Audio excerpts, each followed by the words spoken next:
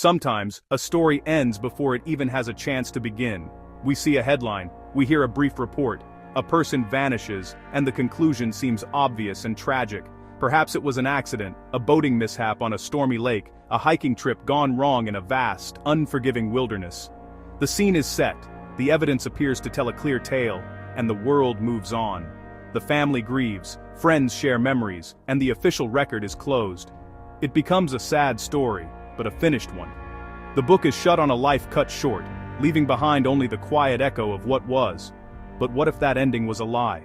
What if the final chapter was written by the very person who was supposed to be its victim? These are the cases that linger in the shadows, the ones that defy easy explanation. They start with a disappearance that was never meant to be questioned. The clues were carefully placed, the narrative meticulously crafted to lead everyone down a single, predetermined path. The goal was simple: to convince the world that a person was gone forever, erased by fate or misfortune, so that no one would ever think to look for them again. It was designed to be the perfect vanishing act. These stories challenge our understanding of truth and deception. They force us to look closer at the details that were designed to be overlooked. A car abandoned by the side of a bridge. A wallet found on a desolate beach. A final, heartbreaking note left for loved ones to find. Each element is a piece of a carefully constructed puzzle, intended to create a picture of despair and finality. For a time, the illusion holds, the world accepts the story it has been told. But truth has a way of surfacing, often through the smallest of cracks in the most perfect facade. Every case leaves behind a story that deserves to be understood, not just remembered. If that is the kind of content you are here for, consider subscribing. It tells me that these long-form investigations are worth making. It helps this channel continue uncovering the cases that rarely get the attention they deserve. We are going to delve into a world where the dead do not always stay dead. Settle in, because this story begins with a disappearance that was not meant to be questioned. We will explore the chilling reality of those who fake their own deaths to hide a much darker secret. Faking one's own death is a concept that often belongs to fiction. It's the plot of a thrilling novel or a dramatic movie. The protagonist, cornered and desperate, stages a spectacular demise to escape their enemies and start a new life. In the real world, however, the act is far more complex and infinitely more sinister. It is a rare and fascinating corner of criminal psychology. It requires meticulous planning, an iron will, and a profound disregard for the emotional devastation left behind. These are not stories of escape. They are stories of evasion, where the goal is not a new beginning, but the perfect cover for an unforgivable end. We will investigate the minds of killers who chose this audacious path. Why would someone go to such extreme lengths? The motives are as varied as they are disturbing. For some, it is a way to escape the consequences of a murder they have already committed, to throw investigators off their trail permanently. For others, it is part of a larger, more calculated scheme, a way to collect life insurance or inherit an estate, with murder being just one step in the process. These individuals are not just running from the law, they are attempting to rewrite reality itself, creating a fiction so convincing that it becomes fact. These cases matter because they reveal a unique form of cruelty. The act of faking a death inflicts a special kind of pain on the families left behind. They are forced to mourn a person who does not exist, while the real perpetrator walks free, hidden in plain sight. It is a manipulation of grief, a twisting of love and loss into a tool for deception. By looking deeper into these stories, we do more than just solve a puzzle. We honor the true victims and expose the calculated coldness of those who would exploit our most human emotions for their own gain. We seek to understand the mechanics of the lie. In this investigation, we will dissect the methods and the madness. We will look at how these elaborate hoaxes were planned and executed. More importantly, we will follow the trail of crumbs that eventually led to their undoing. From the smallest inconsistency in a farewell letter to the unexpected flicker of a digital footprint, we will see how determined investigators and resilient families refused to let the story end. They peeled back the layers of deception, one by one, until the shocking truth was laid bare for all to see. The art of disappearing is complex, but the pursuit of justice is relentless. Table of Contents. Part 2. Act 1. The Disappearances, about 6 section. Our first story begins on the rugged coast of Northern California. The year was 1985, A man named John Gladstone was known to his small community as a loving husband. He was known as a moderately successful financial advisor. He was also an avid sailor. His 25-foot sailboat, the Serenity, was his pride and joy. He often took it out for solo trips, navigating choppy waters where the Pacific meets the rocky shoreline. One Tuesday morning in early May, he told his wife he was heading out for a few hours. The weather was turning with a storm predicted for the afternoon.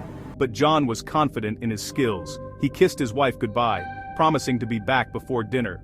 He never returned. Our second case takes us to the vast, mountainous wilderness of Colorado in 2002. Patrick Foster was a 45-year-old accountant, a man described by friends as quiet and meticulous. He was not an outdoorsman, known to dislike physical exertion and to prefer the comfort of his suburban home. So it came as a shock to everyone when his car was found abandoned at the trailhead of a notoriously difficult mountain pass.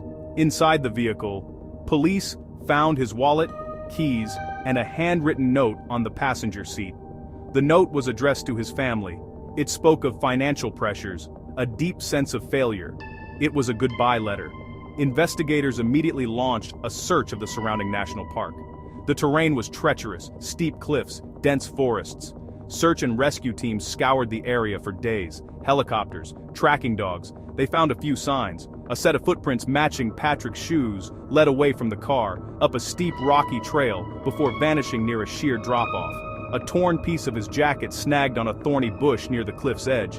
Despite extensive efforts, his body was never recovered. The working theory: he had fallen from the cliff into the fast-moving river below, and his body was swept away by the current. The third disappearance takes us to a different setting entirely: a bustling city hotel in Chicago in 1999. Raymond Curtis was a successful software salesman from Ohio. He was on a routine business trip, meeting with potential clients. He was 38 years old. He was married. He had 2 young children. He was, by all accounts, living a comfortable, happy life. On the 3rd day of his trip, he called his wife in the evening. He told her the meetings were going well and that he would be home in 2 days, as planned. He said he loved her and the kids. It was the last time she would ever hear his voice. The next morning, he missed a crucial meeting. When his company couldn't reach him, they contacted the hotel. Hotel security entered his room and found it in a state of disarray. The bed was unmade, his suitcase was open, clothes were spilling out, his laptop was gone, his wallet was gone. But what caught everyone's attention was a small amount of blood on the carpet near the door. There were clear signs of a struggle. The police were called immediately. The initial theory was a robbery gone wrong. Detectives imagined a scenario where Raymond had surprised a burglar in his room. A fight had ensued, and he had been abducted. The citywide search began, but it yielded nothing. Days turned into weeks with no word from Raymond and no ransom demand. The investigation stalled. His wife was left to raise their 2 children alone, haunted by the uncertainty of her husband's fate. She accepted that he was likely the victim of a violent crime, a man in the wrong place at the wrong time. The official file remained open, but inactive. It was another tragedy without a final chapter, a man who had stepped out for a business trip and simply ceased to exist. For 7 long years, the story of John Gladstone, the sailor lost at sea, remained unchanged. His family had mourned and moved on. The world had forgotten his name. The first crack in this carefully constructed facade appeared not through a police investigation, but through a stroke of pure chance. A tourist from California was on vacation in a small town in Florida. While browsing a local real estate magazine, a familiar face stared back at him from an advertisement for a local brokerage firm. The man in the photo was older, with a mustache and glasses, but the eyes were unmistakable. It was John Gladstone. The man in the picture was listed as Robert Allen, a successful real estate agent. The moment he heard the man's voice, any doubt he had vanished completely. He immediately contacted John's ex-wife. Seeing the face and hearing the voice of the man she had mourned for so long sent a chill down her spine. It was him. There was no question. This single discovery transformed a closed case of accidental death into an active investigation. Investigators reopened the file on John Gladstone. They started to look back at the original incident not as a tragedy, but as a potential crime scene. In the case of Patrick Foster, the seeds of doubt were planted much more slowly. It came from his brother, Mark. Mark had always been troubled by the note. The handwriting was Patrick's, but the tone felt wrong. Years later, Mark began his own quiet investigation. He found what investigators missed. A few months before he vanished, Patrick had taken out a very large life insurance policy. The policy had a suicide clause that would expire after 2 years. Patrick disappeared 1 month after that expiry, making the policy fully payable. A retired ranger recalled something odd.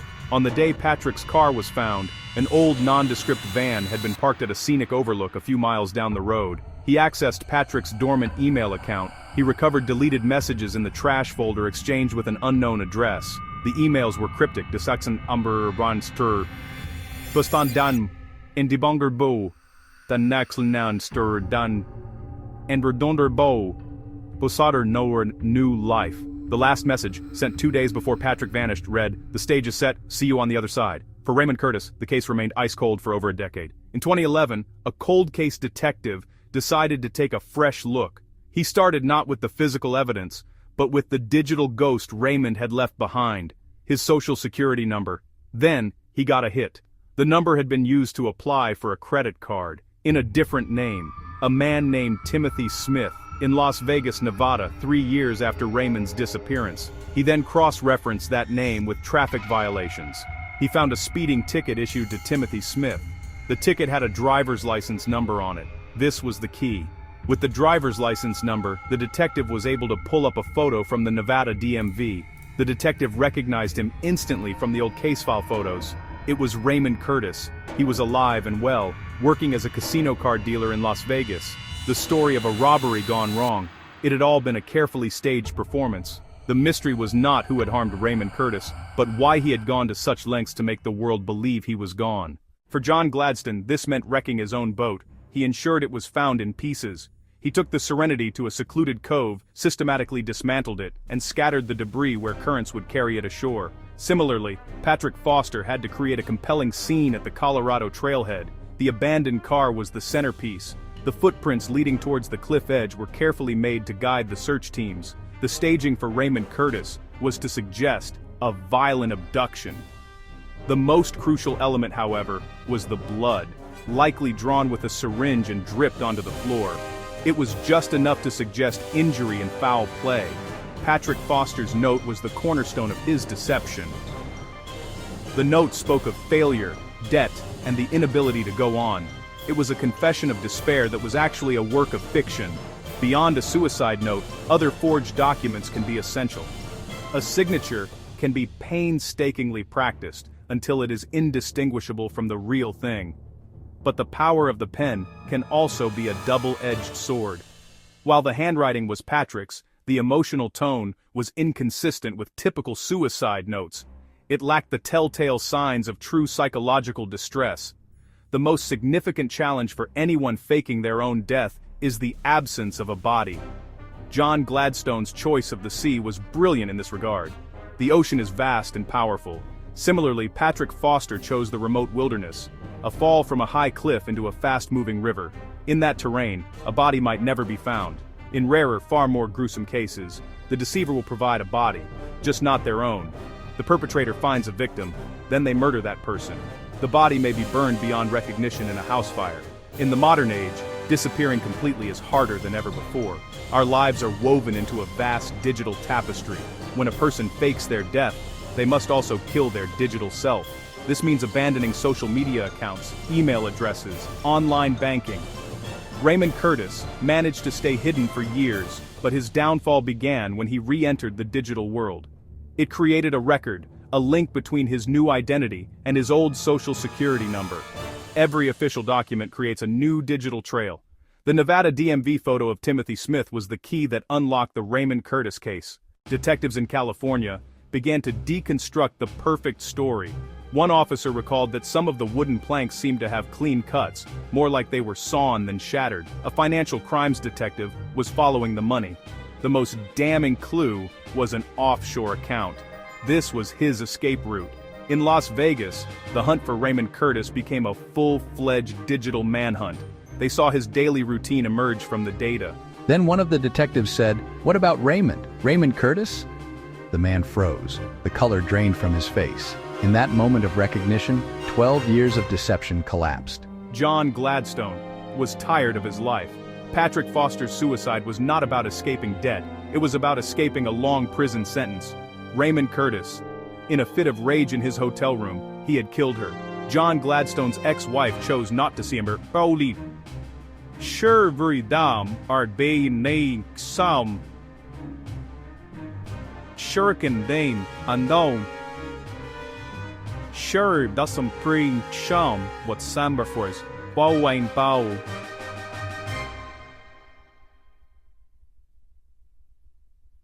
Patrick Foster's brother Mark did choose to face him. He simply asked, "Why?" The family of Raymond Curtis sat in the gallery as he was sentenced for the murder. They had to face the reality that he was a killer who had used their grief as a shield. These stories show us the extraordinary lengths people will go to in order to escape the consequences of their actions. They are a testament to the stubborn resilience of truth and the unwavering persistence of those who seek it. Whether it is a chance encounter, the love of a family member, or the relentless march of technology, a thread will eventually present itself. The lie of a fake death is not a victimless crime. It creates a ripple of pain that spreads through families and communities. The finality of death is a powerful illusion, but it's an illusion that can be shattered. Justice for the forgotten requires a relentless curiosity and the belief that no lie can withstand scrutiny forever. Every case, no matter how cold, leaves an echo. It is the faint sound of a story that is not yet complete, a quiet call for one last look. Before you scroll away, here's something I want you to know. Out of all the videos you could have watched today, you spent these moments here with me, and I don't take that for granted. Thank you for being part of this journey. If this video made you smile, taught you something new, or gave you a different perspective, then we've already made today a little better together. This isn't just the end of a video, it's another step in building a community where curiosity, creativity, and good vibes come first. Take care of yourself, keep chasing what inspires you, and remember, your next great idea might start the moment you hit play on the next video. Until then, stay curious, stay real, and I'll see you in the next one. Peace.